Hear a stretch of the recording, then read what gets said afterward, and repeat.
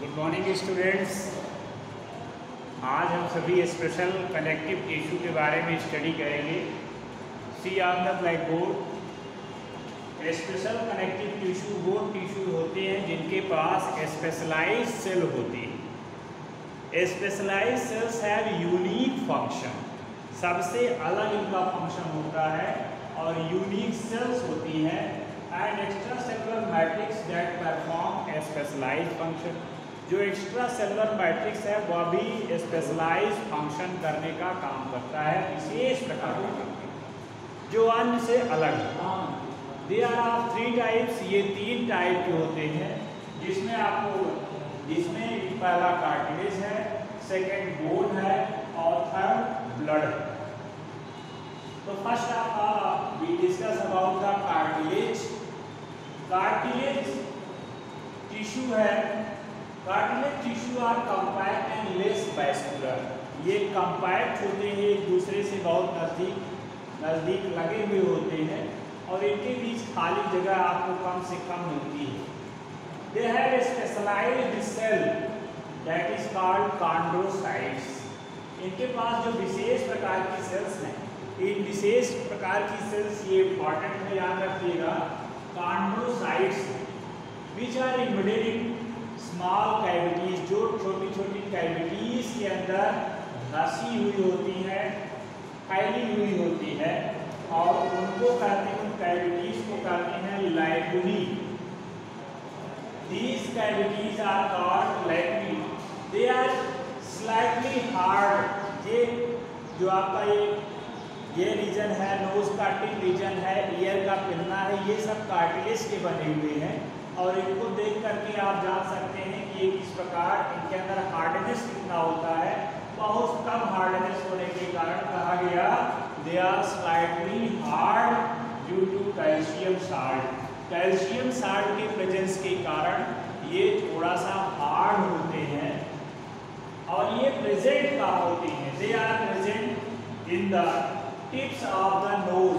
Knows की tips पर present होते हैं, ईयर पिन्ना में प्रेजेंट होते हैं, एपिग्लॉटिस जहाँ से हम भोजन को निगलते हैं, विंड पाइप और एयर का विंड पाइप और हमारा जो इसोफेगस है वहाँ पर एपिग्लॉटिस में, इंटरवर्टिब्रल डिस्क जो हमारी वर्टिब्री है, इसके हर एक पॉइंट पर जहाँ दूसरी वर्टिब्री जुड़ती है वहाँ डिस्क के रूप में ये कार्टिलेज का बना हुआ डिस्क होता है। End of the long bones as well as wind pipe, जो लॉन्ग बोन्स जहाँ खत्म होती हैं वहाँ भी कार्टिलेज की उपस्थिति होती है और हमारी जो विंड पाइप है जिसके अंदर रिंग शेप में स्ट्रक्चर्स में रिंग शेप्स में आपको नजर आएगा, वो रिंग शेप में नजर जो आता है दैट इज कॉल्ड, इस तरह से जो उसमें रिंग लगे हुए हैं, ये सब कार्टिलेज के बने हुए। अब स्टूडेंट्स थोड़ा सा बोन के बारे में जानकारी प्राप्त करें। यहाँ डिटेल में बहुत ज़्यादा जानकारी आपको इसमें नहीं लेनी है, आगे की क्लासेस में भी आपको और जानकारी दी जाएगी। बोन एक हार्ड है और पूरे बॉडी के लिए स्कल्टल डेवलप करती है, ढांचा बनाने का काम करती है। उस बोन के स्ट्रक्चर के बारे में यहाँ बताया गया है कि जो मोटी हड्डियाँ हैं उनका स्ट्रक्चर कैसे होता है। It is very hard. ये बोन्स बहुत हार्ड होती हैं, नॉन फ्लेक्सिबल होती हैं। Ground tissue which is rich in calcium and magnesium salt, जिसमें कैल्शियम और मैग्नीशियम साल्ट की प्रेजेंस के कारण ही ये bones very hard, they are very hard. Matrix of the bone is the form of thin concentric ring. जो matrix है bones का, उसमें कॉन्सेंट्रिक रिंग, एक ही सेंटर से बहुत सारे रिंग्स लगे हुए हैं, इसीलिए कहा गया कॉन्सेंट्रिक रिंग्स। कॉन्सेंट्रिक रिंग्स जो मैट्रिक्स है, कॉन्सेंट्रिक रिंग्स लगी हुई हैं और ये लिंक जो रिंग्स है इनके अंदर ये डिफरेंट बोन की लेयर्स होती हैं। These rings are different layers of the bone and they are called lamellae. ये लैमेली कहे जाते हैं, known as lamellae, which surround the central canal. जो सेंटर में मिलेगा, ये सेंटर वाला रीजन, इस सेंटर रीजन को आप कहते हैं हाइवर्शियन कैनाल। कंडक्शन कैनाल के साथ और भी कैनाल्स आपस में जुड़ी हुई होती है। ये सबके अंदर मैट्रिक्स भरा हुआ होता है। बोन्स के अंदर बोन मैरो भरा होता है, that is called bone marrow. It contains bones blood vessel. इसमें भी आप देखेंगे बोन के अंदर बोन की ब्लड वेसल होगी, बोन के नर्व फाइबर्स होंगे। ये सारी चीजें इसके साथ लगी हुई होती हैं। जब हम बोन का सेक्शन काटते हैं, सेक्शन काट करके देखेंगे तो आपको वहां पर बोन की ब्लड वेसल्स नजर आएंगी और नर्व फाइबर्स भी लगे हुए होते हैं। और बोन सेल्स जिसको आप कहा जाता है, जैसे ऊपर वाले में आपने कहा कॉन्ड्रोसाइट, ऐसे ही नीचे वाले में इनका नाम है osteocyte. Bone cells are called osteocyte. Then come to the next, that is function. What is the function of these bones? ये बोन्स जो है इनका फंक्शन क्या है, किस काम में आती है? पहला, gives the shape of the body. अगर बोन्स नहीं होती तो हमारी बॉडी को एक शेप नहीं मिलता। और जैसे कि नॉन वर्टिब्रेट्स होते हैं, केचुए हैं और बहुत सारे ऑर्गेनिज्म है, साइक्लॉन है, ये सब जब इन पर रेंग करके चलते हैं, ऐसे ही हमारी बॉडी होती है। अगर हमारे पास स्केलेटल सिस्टम नहीं होता तो it gives skeletal support to the body. Body को ये स्केलेटल सपोर्ट प्रोवाइड करती है। सपोर्ट्स मिलता है इसके साथ मसल्स लगी हुई है और मसल्स इसको चलने में, इसको लोकोमोशन में हेल्प करती हैं due to contraction and relaxation.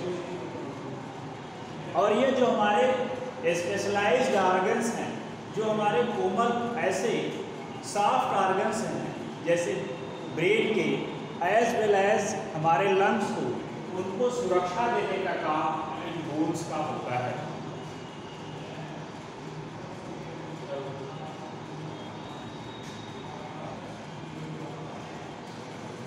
Students, third point is blood. Blood is a fluid connective tissue. It is made circulating medium.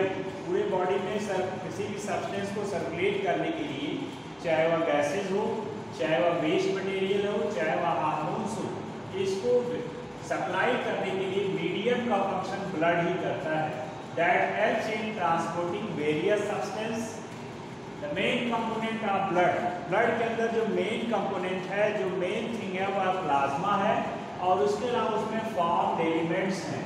Formed elements में आरबीसी, डब्ल्यूबीसी, प्लेटलेट्स, ये चीज़ें पाई जाती हैं। सबसे पहले हम बात करते हैं प्लाज्मा के बारे में। प्लाज्मा जो हमारे टोटल ब्लड का 55% जो है प्लाज्मा होता है और रेस्ट जो 45% जो होता है वो फॉर्म्ड एलिमेंट जिसमें ब्लड सेल्स पाई जाती है। It forms the 55% of the total volume of the blood. It contains, plasma के अंदर 90% वाटर होता है। It contains 90% वाटर और रिमेनिंग जो 10% बचता है, it contains inorganic salts as well as organic compounds. उन ऑर्गेनिक कंपाउंड्स के अंदर न्यूट्रिएंट्स हैं, हार्मोन्स हैं, as well as respiratory products. These are the substances which are found in organic as a organic compound. Then come to the next point, that is there are 3 types of cells. जो आपको बताएं formed elements के अंदर यानी blood में 3 प्रकार के special type की सेल्स हैं। वो 3 सेल्स हैं, रेड ब्लड सेल्स जिनको आरबीसीज कहते हैं, जिनका दूसरा नाम है erythrocytes. They are known as erythrocytes.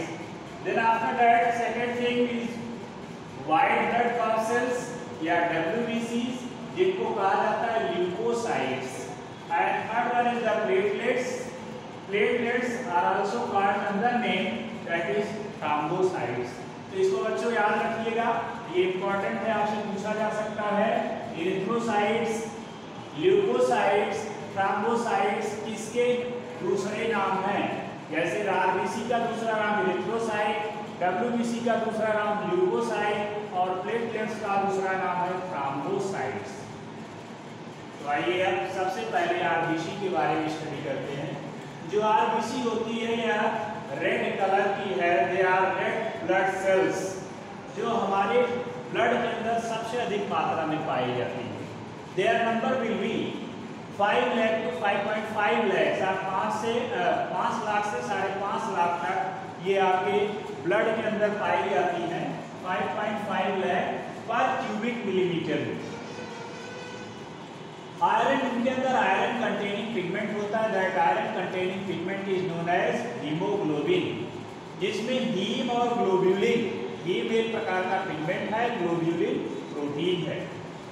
ये ऑक्सीजन के साथ मिल करके it forms a compound that is known as oxyhaemoglobin. Oxyhaemoglobin ये फॉर्म करता है।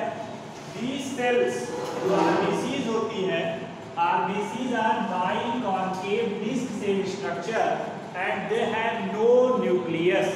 इनके अंदर न्यूक्लियस नहीं पाया जाता, डिवाइड ऑफ न्यूक्लियस। न्यूक्लियस न पाए जाने के कारण और भी जो सेल ऑर्गेनेल्स है वो भी नहीं मिलते हैं, जैसे एंडोप्लाज्मिक रेटिकुलम है, माइटोकॉन्ड्रिया है, बाकी और सारे ऑर्गेनेल्स जो है न्यूक्लियस न पाए जाने के कारण ये नहीं पाए जाते। अब बात करते हैं कि इनका लाइफ स्पान कितने दिन तक ये जिंदा रहती है। अगर आपके बॉडी में है जितना लाइफ स्पान क्या है, their life span is 120 days. 120 days के बाद ये स्वयं अपने आप डिस्ट्रॉय हो जाती हैं, समाप्त हो जाती हैं। और कहाँ समाप्त होती है? इन स्प्लीन, स्प्लीन के अंदर समाप्त हो जाती है। इसलिए स्प्लीन को कहा जाता है ग्रेवयार्ड ऑफ आरबीसी। आरबीसी का कब्रगाह कहा जाता है स्प्लीन को। Okay, thanks. I will talk about the next topic in next video. Thanks.